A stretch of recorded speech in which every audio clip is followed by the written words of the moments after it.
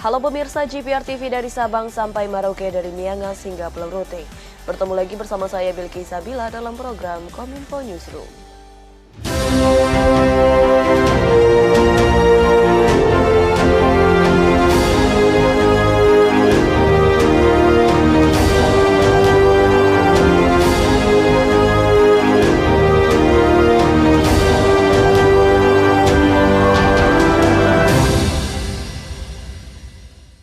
Pemirsa, inilah Kominfo Newsroom selengkapnya. Usai melakukan lawatan ke sejumlah negara di benua Afrika, Presiden Joko Widodo kembali ke tanah air dan melanjutkan kunjungan kerja ke Provinsi Sumatera Utara. Hari ini Presiden meresmikan sistem penyediaan air minum regional Mebidang dan jembatan Aek Takno Ponggol. Pemerintah melalui Kementerian Pekerjaan Umum dan Perumahan Rakyat terus berupaya meningkatkan akses air minum aman bagi seluruh masyarakat Indonesia melalui peningkatan jaringan layanan air bersih perpipaan sistem penyediaan air minum. Di Provinsi Sumatera Utara, Presiden Joko Widodo meresmikan sistem pengolahan air minum Mebidang untuk menambah pasokan air bersih di sekitar kota, Kabupaten Medan, Binjai, dan Deli Serdang. Presiden mengatakan pembangunan SPAM Mebidang tersebut merupakan kerjasama antara pemerintah pusat, provinsi, dan kabupaten kota dengan total anggaran mencapai 948 miliar rupiah. Menurutnya, jika kerjasama antara pemerintah pusat hingga ke kabupaten kota berjalan baik, maka pembangunan di Indonesia akan semakin cepat. Dan ini memiliki kapasitas 1.100 liter per detik, ini juga sangat besar sekali. Sehingga saya minta pada gubernur, bupati, dan wali kota agar menindaklanjuti sambungan-sambungan ke rumah tangga. Karena menyangkut kurang lebih 88.000 saluran rumah tangga yang bisa tersambung karena pembangunan SPAM ini. Kalau dijiwakan bisa 440.000 jiwa, sangat besar sekali. Di kesempatan yang sama, Presiden juga meresmikan jembatan Aek Takno Ponggol di Kabupaten Samosir, Sumatera Utara. Proyek jembatan yang dibangun untuk mendukung pengembangan Danau Toba ini menelan biaya senilai 157 miliar rupiah. Berdasarkan keterangan dari laman resmi Kementerian PUPR, jembatan Aek Takno Ponggol dengan panjang 294 meter terbagi menjadi jembatan utama dan jembatan pendekat. Pengembangan Danau Toba sebagai kawasan strategis pariwisata nasional prioritas atau destinasi pariwisata super prioritas sesuai dengan visi Presiden Joko Widodo melalui Peraturan Presiden Nomor 3 Tahun 2016. Selain Danau Toba, kawasan strategis pariwisata nasional prioritas yang ditetapkan yakni Borobudur di Magelang, Jawa Tengah, Mandalika di Nusa Tenggara Barat, dan Labuan Bajo di Nusa Tenggara Timur atau 10 Bali Baru. Dalam kesempatan yang baik ini dan dengan mengucap Bismillahirrahmanirrahim, pada siang hari ini saya resmikan sistem penyediaan air minum regional Mebidang, Medan, Binjai, Deli Serdang di Kota Binjai dan jembatan Aek Takno Ponggol di Kabupaten Samosir. Presiden Joko Widodo menyatakan Indonesia masih mengkaji rencana keikutsertaan Indonesia untuk menjadi anggota BRICS. Namun Presiden Joko Widodo menyatakan tidak ingin Indonesia tergesa-gesa untuk bergabung menjadi anggota BRICS. Presiden Joko Widodo pada kanal YouTube Sekretariat Presiden menyebutkan keikutsertaan Indonesia pada perkumpulan negara-negara berkembang utama dunia atau BRICS hingga saat ini masih dalam kajian dan menghitung berbagai pertimbangan. Presiden Joko Widodo menekankan tidak ingin Indonesia terburu-buru bergabung dengan BRICS. Pengkajian Indonesia masuk dalam BRICS ditandai dengan belum diajukannya Expression of Interest yang merupakan salah satu syarat untuk dapat bergabung dengan BRICS. Walau begitu, Presiden Joko Widodo menegaskan bahwa hubungan diplomatik Indonesia dengan para anggota BRICS terjalin dengan sangat baik, utamanya dalam bidang ekonomi. Untuk menjadi anggota baru dari BRICS, suatu negara harus menyampaikan surat expression of interest. Semua harus menyampaikan surat itu. Dan sampai saat ini memang Indonesia belum menyampaikan surat tersebut.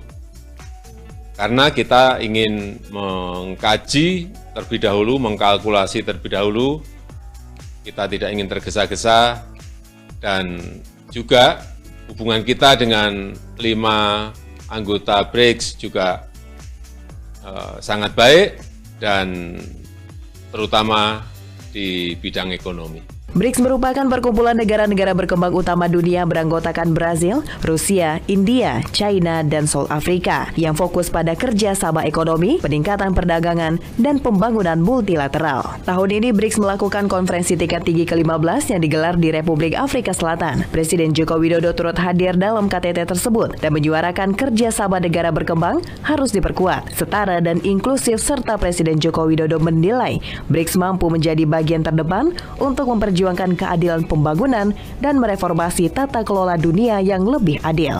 Dalam pertemuan yang dilaksanakan selama 3 hari tersebut, pembahasan BRICS didominasi untuk memperluas negara anggota BRICS dan sesuai dengan keputusan BRICS akan menambah 6 anggota baru yang akan bergabung pada 1 Januari 2024 mendatang, yakni Republik Argentina, Republik Arab Mesir, Republik Demokratik Federal Ethiopia, Republik Islam Iran, Kerajaan Arab Saudi, dan Emirat Arab. Bank Indonesia melaporkan nilai transaksi uang elektronik tercatat meningkat 10,5% pada Juli 2023 secara year on year, dengan total nilai transaksi sebesar 39,21 triliun rupiah. Sementara itu untuk nilai transaksi digital banking mencapai lebih dari 5.000 triliun rupiah atau tumbuh sebesar 15,5%.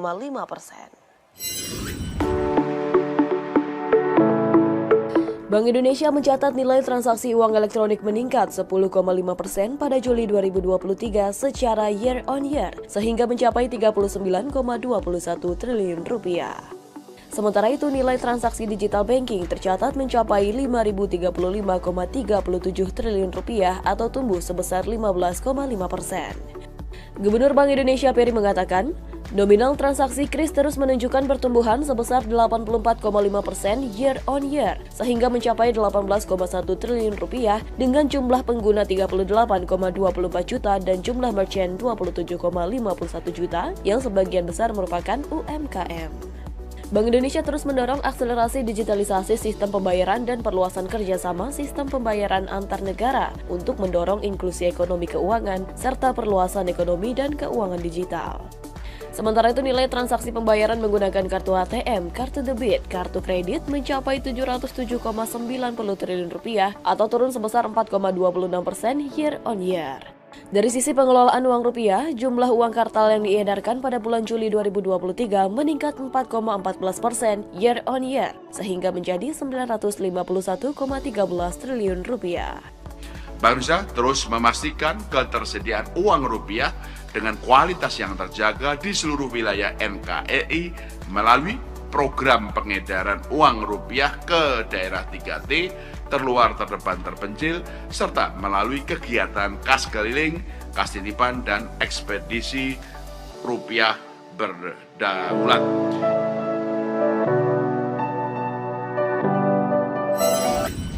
Sementara itu, pemirsa, Otoritas Jasa Keuangan angkat suara terkait ramainya perbincangan di media sosial tentang lulusan baru yang ditolak akan lamaran kerjanya karena status keuangan slik yang menunjukkan kolektibilitas 5 atau tidak lancar. Anggota DKOJK Bidang Edukasi dan Perlindungan Konsumen OJK, Friederika Widiasari mengatakan, kejadian ini dapat menumbuhkan kesadaran anak muda untuk menghindari melakukan utang pay later.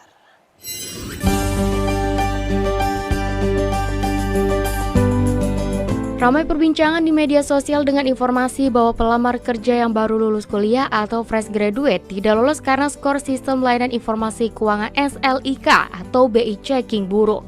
Pelamar tersebut tidak lolos seleksi kerja karena hasil SLIK masuk kolektibilitas 5 atau tahap bahaya yang menunjukkan pembayaran utang mereka tidak lancar. Menanggapi viralnya pelamar kerja yang tidak lolos karena skor BI checkingnya buruk, Otoritas Jasa Keuangan mengatakan perusahaan sudah banyak yang menggunakan SLIK untuk melihat status tagihan atau keuangan para pelamar kerjanya. Oleh sebab itu, Kepala Eksekutif Pengawas Perilaku Pelaku Usaha Jasa Keuangan Edukasi dan Pelindungan Konsumen OJK Friederika Widiasari mengimbau agar anak-anak muda jangan main-main dengan utang online seperti pay later karena tagihan tersebut akan tercatat di SLIK. Anak-anak muda tuh aware, oh iya ya jangan main-main utang online, abis itu aku ganti nomor, udah nggak bisa ditagih, nggak gitu. Karena kalau udah pakai KTP semuanya itu akan masuk semua di slik ya, kalau pay later. Kalau yang pinjol memang belum, karena itu next step-nya akan masuk ke Slick OJK juga. Anggota OJK Kiki mengatakan banyak mendapat cerita bahwa anak muda yang baru lulus kuliah mencoba menggunakan pay letter untuk membeli barang konsumtif.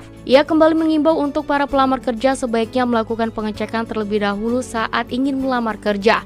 Baik itu pelamar kerja baru lulus kuliah dan yang berpindah dari tempat kerja satu ke tempat lainnya. Banyak dengar cerita-cerita dari temen atau apa, anaknya tuh sambil nunggu wisuda iseng-iseng ngajuin beli tab gitu pakai pay letter, terus akhirnya dari utangnya berapa jadi berkembang banyak, akhirnya mau cari kerja malah susah dan lainnya. Jadi itu sih biar anak muda tuh paham, mereka tuh sudah bertanggung jawab atas performa keuangannya, catatan keuangannya, itu sangat penting buat masa depannya. Pemirsa, kami akan kembali dengan informasi lainnya. Tetaplah bersama kami dalam Kominfo Newsroom.